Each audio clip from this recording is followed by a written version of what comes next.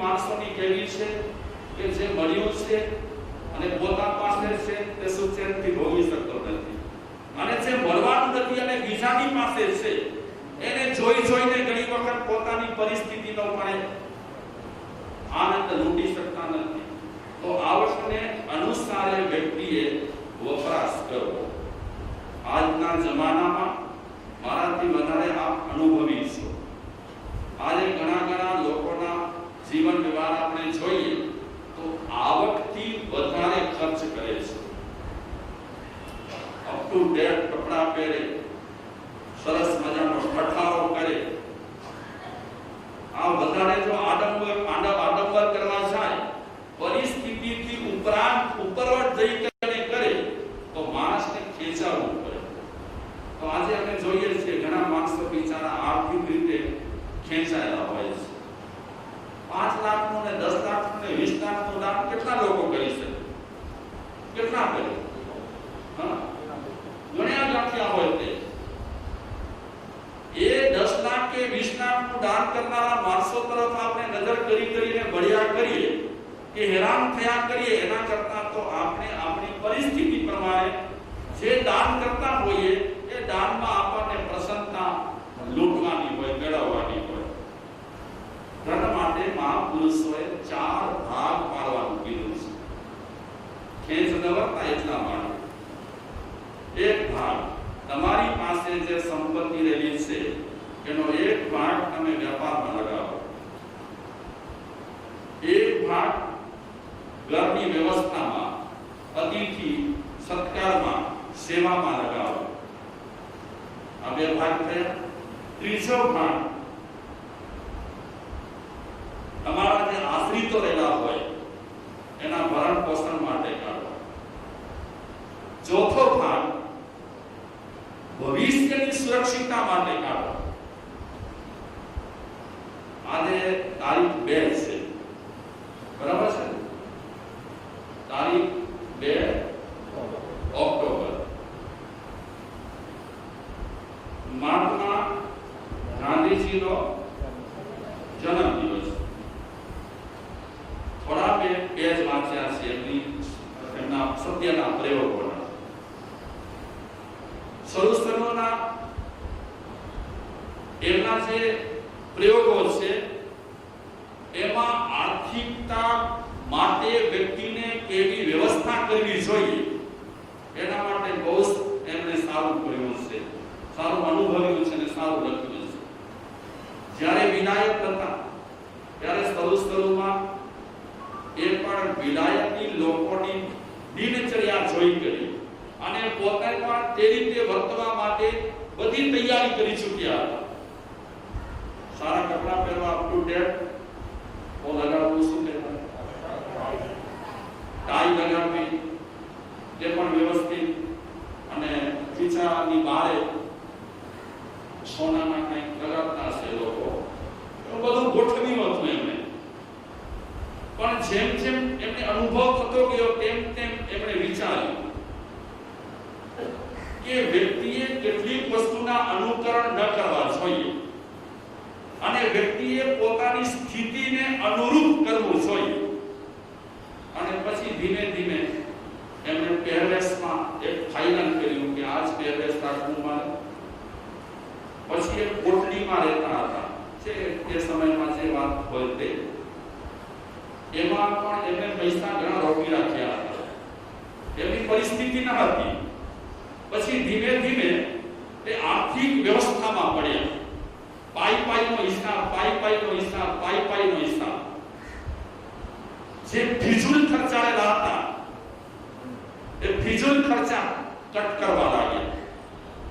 એના ખેંચ પડતી હતી. ફિઝુલ ખર્ચા કટ કર્યા પછી પૈસાની બચત થવા લાગી અને જેની પાસેથી, એમના ભાઈ પાસેથી કે એમના સગાવાલા પાસેથી પૈસા લેતા હશે એ ધીમે પૈસા ઓછા લેતા થયા. કંજૂસાઈ ના હોવી જોઈએ, પણ કરકસર તો જરૂર કરવી જોઈએ.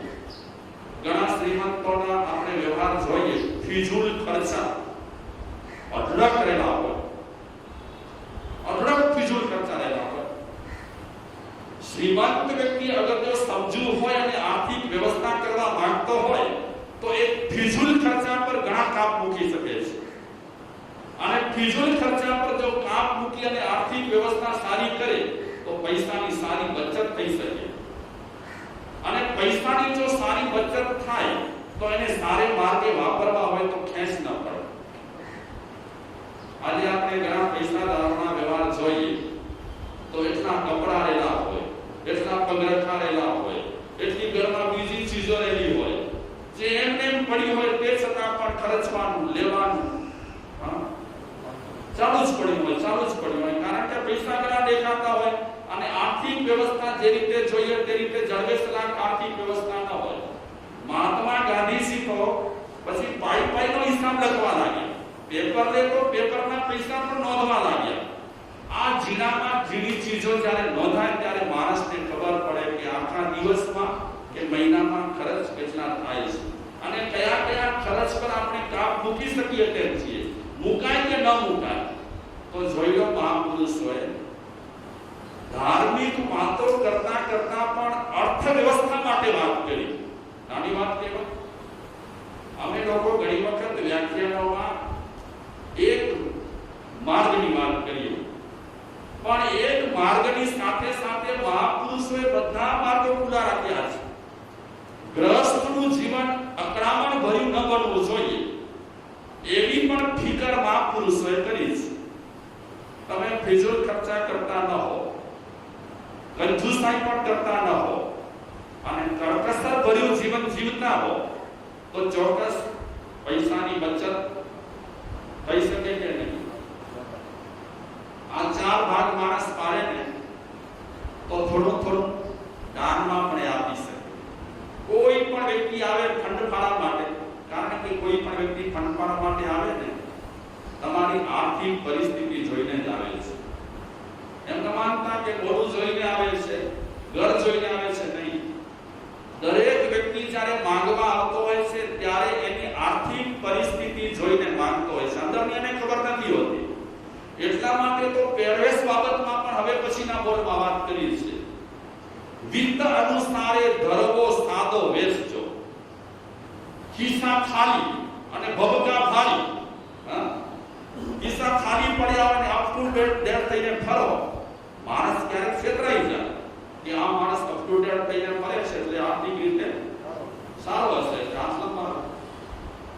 કપડા કેવા પહેરવા જોઈએ એની પણ વાત મહાપુરુષોએ આ માર્ગાનુસારીના બોલમાં કરી છે. વિત્ત અનુસારે તમારે વેશ ધારણ કરો. એટલે એમ કહેવા માંગતા નથી કે લગર વગર કરો, એમ પણ કહેવા માંગતા નથી. પણ આર્થિક પરિસ્થિતિ તમારી સામાન્ય હોય, ઠીક હોય અને તમે આડંબર બહુ કરો તો ક્યારેક તમારા આડંબરથી કોઈ ખેંચાય અને હાથ લાંબો કરે તો તમારે શું કહેવું પડે કે ભાઈ સાહેબ ખિસ્સા ખાલી છે બાપા, આ તો બબકા બારી છે. ઘરમાં ઝઘડો થતો હતો. બે ફાનસ રાતના પડતા તો ભાઈએ શું કર્યું, પોતાની પત્નીને શું કીધું કે બે ફાનસનું શું કામ સળગાવી બેઠી છે, એક ફાનસની ચારે ટાઈમ છે.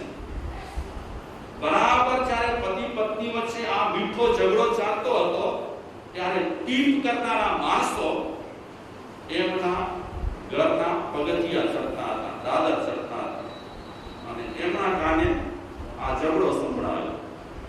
પતિદેવ કહેવા લાગ્યા પત્નીને કે બે ફાનસ તારે સળગાવવાની અત્યારે જરૂર હતી, નથી આપણને જમવું, નથી બીજા કોઈ કામકાજ, ફક્ત હેરાફેરી માટે થોડો પ્રકાશ જોઈએ, એમાં બે ફાનસ. જોઈ લો આપણા ઘરમાં બધી લાઈટો ચાલુ હોય, કોઈ કામની ન હોય, તે છતાં જ્યારે આપણે વિવેક ચૂક્યા ત્યારે ગવર્નમેન્ટને સૂચનાઓ આપવી પડે કે વીજળી બચાવો, પંખાની જરૂર ન હોય તો બંધ કરી નાખો, લાઈટની જરૂર ન હોય તો બંધ કરો. ગવર્નમેન્ટને ક્યારે સૂચના આપવી પડી? આપણે જ્યારે આ બધી વસ્તુના કરકસરમાં બેદરકાર રહ્યા ત્યારે એમને સૂચના આપવી પડી. આજની તારીખે પણ આપણા ધર્મસ્થળોમાં ફોગટની લાઈટો પડતી હોય, ફોગટના પંખા ચાલુ હોય, કે વ્યક્તિ ન હોય, પ્રતિક્રમણ પતી જાય, સમાય પતી જાય, જાપ પતી જાય, પંખા બાપ લાગે. આપણે બટન બંધ કરીએ તો આપણને પાપ લાગે.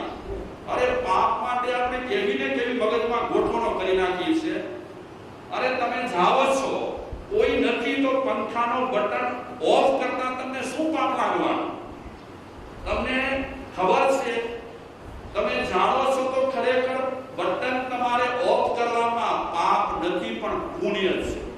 કેમ પુણ્ય છે? કે આના કારણે જે જીવનસા થતી હતી અને ફોગટનો જે વપરાશ થતો હતો અગ્નિનો, એ વપરાશ થતો શું કર્યો આપણે? બંધ કર્યો. હકીકતમાં તમે ગમે તેટલા સાહુકાર હો, અતિથિ ગૃહમાં કોઈના પણ અતિથિ ગૃહમાં જાઓ તો અતિથિ ગૃહમાં પણ બેદરકારી રાખવા જેવી નથી. કોઈ સંસ્થાના કોઈ પણ રૂમ કે હોલનો તમે ઉપયોગ કરતા હો ત્યારે પણ બેદરકારી રાખવા જેવી નથી. મારું છે સમજી કરી અને એનો વપરાશ કરવા જેવો છે. ભલે આપણે પૈસા આપી અને આ હોલ ખરીદ્યો હોય, એ છતાં પણ કરકસર કરવી એ આપણી શું છે? ફરજ છે. પણ ઘણી વખત એક બાજુ આપણે જીવદયાની વાતો કરીએ, એક બાજુ આપણે કતરખાના બંધ કરાવવાની વાતો કરીએ, એક બાજુ આપણે બકરી છોડાવવાની વાત કરીએ, બકરા છોડાવવાની વાત કરીએ, અને બીજી તરફ આ બધું આપણું ચાલતું હોય. આ તો એવું બન્યું ને કે ખાડે ઊંચા અને દરવાજા મોકળા. ખાડમાં ઊંચા રાખી અને દરવાજા ખુલ્લા પડ્યા. ઠીક છે, ઝઘડો થતો હતો એટલે ટીપવાળા વિચારે છે કે આપણે તો આશા લઈને જઈએ છીએ ભરતભાઈના ઘરે, અને ભરતભાઈ તો એમના ધર્મપત્ની સાથે આ ફાનસ બાબતમાં ઝઘડો કરે છે. હવે જે વ્યક્તિ ફાનસ બાબતમાં ઝઘડો કરતી હોય એ વ્યક્તિ આપણને ફંડમાં શું લખાવશે?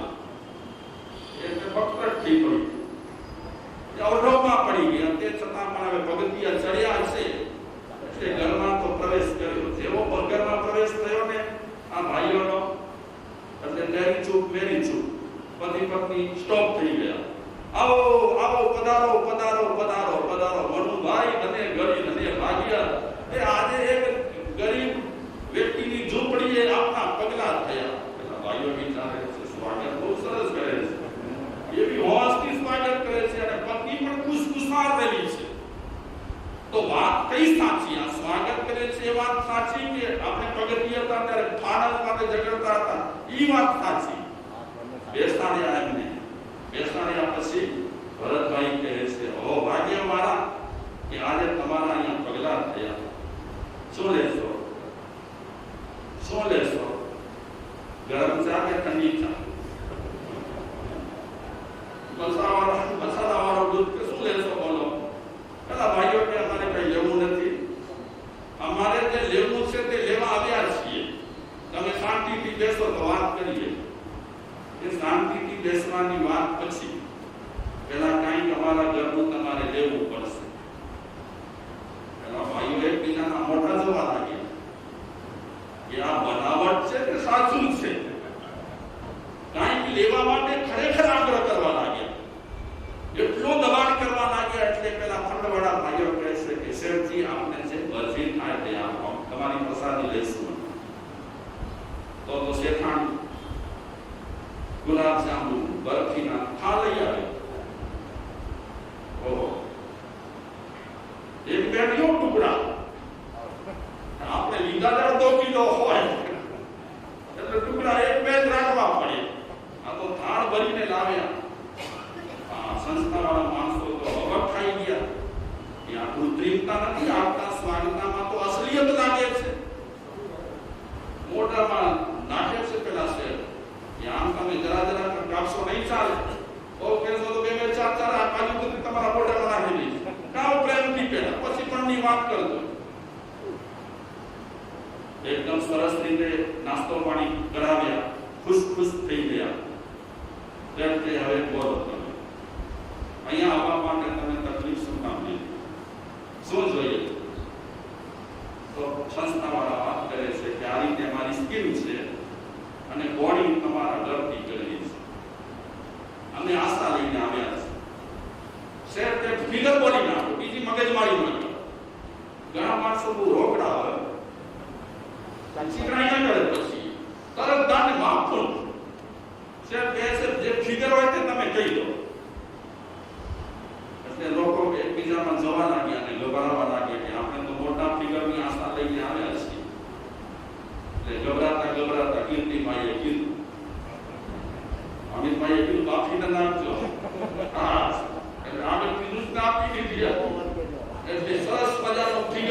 દીધો, મોટો ફિગર મૂક્યો. શેઠ કે બહુ આનંદ, બહુ આનંદ. શેઠાણી આવ્યા બહાર રસોડામાંથી. શું બહુ આનંદ, બહુ આનંદ?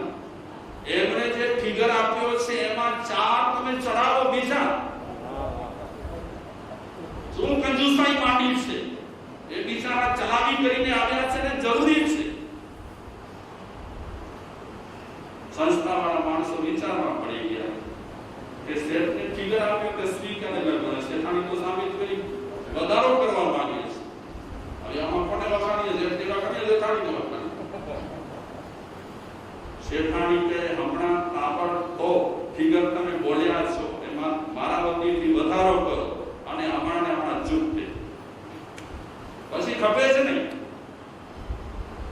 ધર્માદા પૈસા આપ્યા પછી તાત્કાલિક આપી દઈએ તો વ્યાજ ન ચડે, નહીં તો વ્યાજ સહિત આપવું પડે. ઘણા માણસો તો 4-4 વર્ષ નથી આપતા. ચીકણાઈ કર્યા કરે, ચીકણાઈ કર્યા ન કરવું જોઈએ. આ દાનનો ફિગર આપવો ન જોઈએ અને આપ્યા પછી અવઢવમાં ન પડવાનું, નહીં તો જે ફળ મળવાનું હોય પણ નીકળી જાય. અવઢવમાં પડી જઈએ આપણે તરત જ પૈસાની થોકડીઓ થેલીમાં ભરીને સંસ્થાવાળાને આપી દીધી. બીજા પાના છોડો, બીજાને ત્યાં ફંડફળાટ કરવાની જરૂર નથી. હજી તમને જરૂર હોય તો કહી દો. પેલા ભાઈઓ તો રાજી થઈ ગયા કે આ તો હવે ભટકવાનું આપણું વટી ગયું, નહીં તો ઓની દાઢીમાં હાથ નાખવો પડે, તોની દાઢીમાં હાથ નાખવો પડે. શેઠે ક્યારે પણ આવા કોઈ કામ હોય તો વિના સંકોચે ઘરે આવજો, તમારું છે બધું. એ ભાઈ કે રે ભાઈ કહ્યું. શેઠને કહ્યું, શેઠ તમે એકદમ ઉદારતા વાપરી વાતથી નથી પતાવી, પૈસાની થેલી આપી દીધી છે. અને પ્રશ્ન એ થાય છે, અમે જ્યારે આવતા હતા ત્યારે તમે ફાનસ માટે ઝઘડતા હતા. આબરૂ લેવા નથી માંગતા, પણ જરા ચોખવટ કરી દો કે હમણાં તમે થેલી ભરીને પૈસા આપ્યા એ વાત સાચી કે પેલી ફાનસ વાળી વાત સાચી? શેઠે બે વાત સાચી, બે વાત સાચી. અમે ફાનસ માટે લડતા હતા જરૂર. અને એક સૂત્ર તમે સાંભળી લો, જે વ્યક્તિ ભોગ વિનાશમાં પહોળો હોય એ પરોપકારમાં સાંકળો હોય, અને જે વ્યક્તિ પરોપકારમાં પહોળો હોય એ ભોગ વિલાસમાં સાંકળો હોય. એક ફાનસની જરૂર હતી અને 2 ફાનસ ચાલુ હતા, જરૂર ન હતી એટલે અમે ઝઘડતા. કરકસરમાં માનીએ છીએ, એની સાથે સાથે સારા કામ, કરકસરથી બચેલા પૈસા સારા કામમાં વાપરવા મારી ભાવના છે. સંસ્થાવાળા બધા ભાઈઓ કહેતા કે વાહ. તો આપણે કેટલામો નંબર છે જે અત્યારે બોલીએ છીએ? 12મો. 13મો સાથે લઈએ. સાથે કપડા કેવા પહેરવા, જો કે એના પર ચર્ચા કરવાની હોય, પણ તમે બધા વડીલો બેઠા છો. વડીલો સામે કપડા બાબતમાં બીજી શું ચર્ચા કરીએ? તમે તો એકદમ સરસ મજાના કપડા પહેરતા હો, મર્યાદાવાળા કપડા પહેરતા હો, પણ તમારા ઘરમાં મર્યાદાવાળા કપડા પહેરતા ન હોય તો એમાં થોડી સાવધાની રાખવી, એવી 13મા બોલમાં વાત કરે છે. કારણ કે આજે જેટલા બળાત્કારના કેસો બને છે એમાં એક મેજર કારણ છે કપડા. જ્યારે માણસો કપડાની મર્યાદા તોડી છે ત્યારે ઘણી વખત ઘણી વ્યક્તિઓની આંખો એ કપડા તરફ ખેંચાતી હોય છે. એક ડાયલોગ કહી અને વાત પૂરી કરીશ. મહાવીરની નગ્નતામાં પણ વિકાર ન હતા, અને આજે માણસોના કપડામાં